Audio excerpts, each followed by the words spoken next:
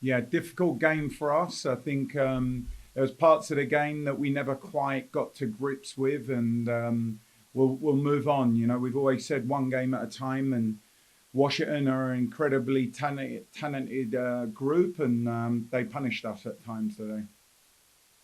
Thank you for that. We'll go ahead and take questions. If you guys have a question for Ricky, please use the raise my hand option.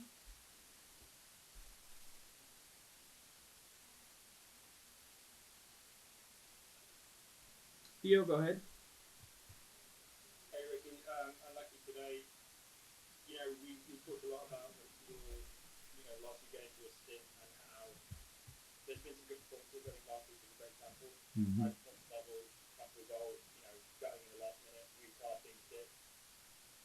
Do you think things dipped again today? And then I guess supplementary question, like, why do you think the performance levels are going up and down?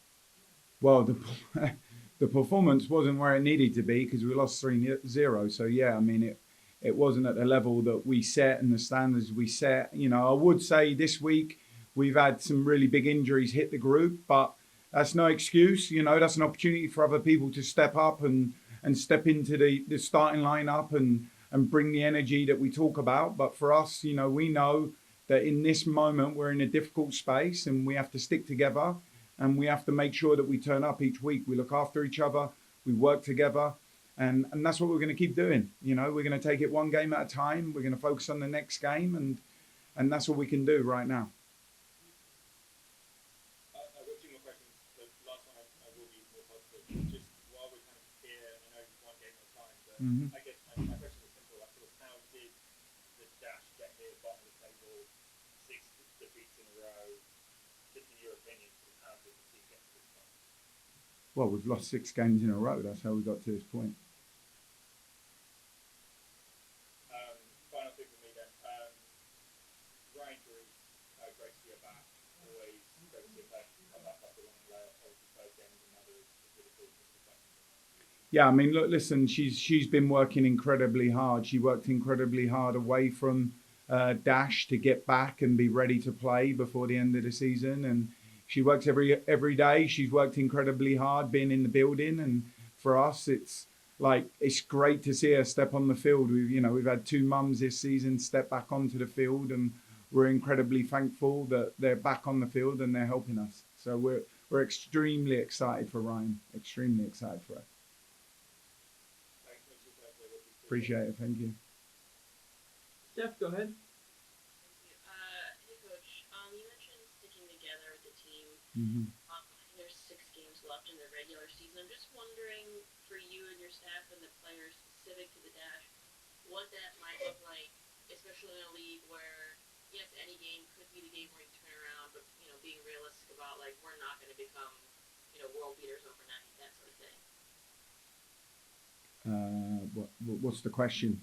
What your approach is to, like, that, what it specifically looks like for you to stick together in the face of that reality. Like, yes, every Oh, when it's difficult, you have to stick together. I mean, like we've been through a lot, and this is what I would say. I have empathy for the group, I have empathy for the staff, and I have empathy for where we're at right now as an organisation. But we also know that we can't keep using excuses, and we have to control what happens inside the field. And with that, there's things we can control. We can control our attitude. We can control our response. We can control how we speak with each other, how we work with each other. And there's always controllables, and we have to stick with those controllables and working together and working through difficult moments and leaning into them moments are all the moments in the process. That's what makes us better. So for us, we just take it one game at a time. We're not looking at 6 games. We're not looking at 7 games. We speak about one game at a time. What does the next game ask of us?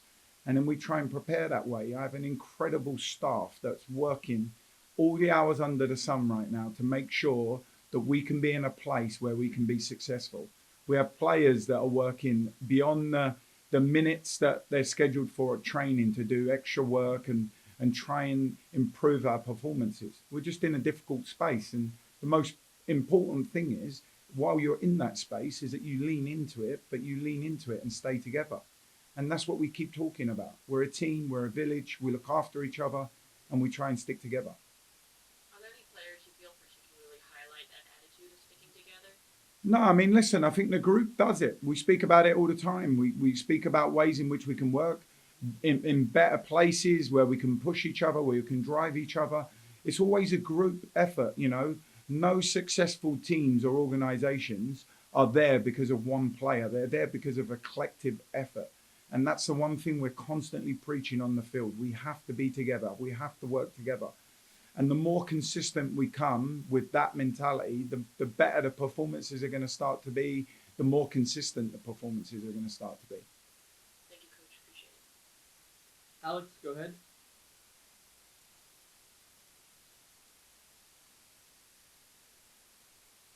It's not working. Coach, can you hear me? Yeah, there you are. I got you. I apologize, Coach, and thank you for joining us. I know this can't be the best of moments.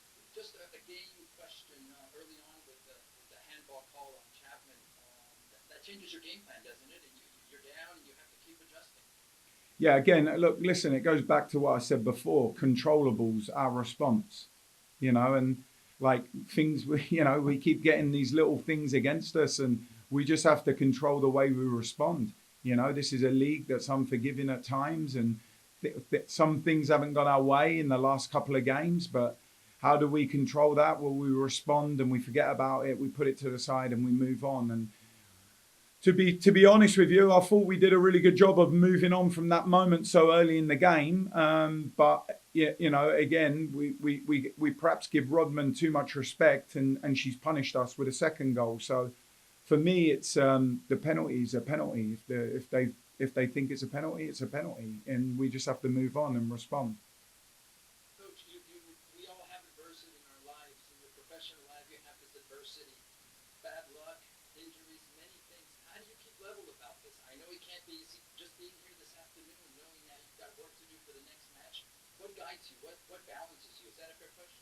Yeah, I mean, that's a great question. I have three core principles or core values that I live by in my life, and you know, they guide me. It's being kind, it's being curious, and it's being relentless. And I take all those things into everything I do, whether I'm a husband, whether I'm a brother, whether I'm a soccer coach. And those are the three things that guide me. And I try and take them into my work. I try and be kind in the environment I'm in, be empathetic to where we're at, you know, curious, all right, how can we change things? How can we improve this performance? And relentless, you know, I'm one of the first people in the building. I'm one of the last people in the building. And personally, I'm throwing everything at this. You know, I care about this club. I care about these players. And for me, the most important thing is to try and remain balanced. You know, after tonight, I get to see my wife, which is something I'm incredibly excited about. So for me, I just keep moving forwards, keep focusing on the things that we can improve on and take it one game at a time. What can you take away in a positive way today, Coach, on the field? I know adversity is something we all have to deal with. I think before you win, you have to learn how to lose. And, Yeah. what can you take away?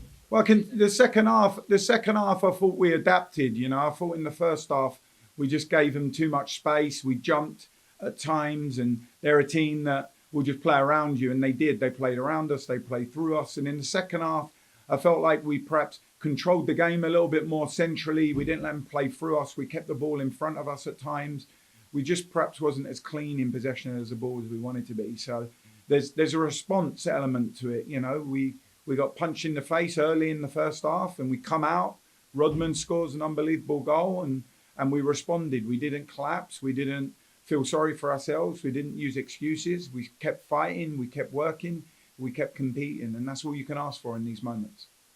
Coach, quickly, Ryan coming back, her story amazing. We're so proud of her. I'm sure you are too.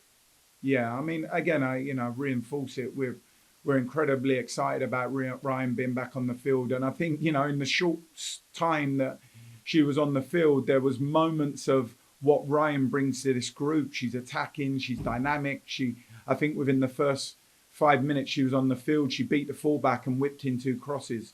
So we're excited that she's going to bring that back to the group, and we're looking forward to seeing her on the field as we close out the end of the season. Coach, thank you for your time. Good luck. Appreciate it. Thank you. Thanks, everyone. We'll be right back.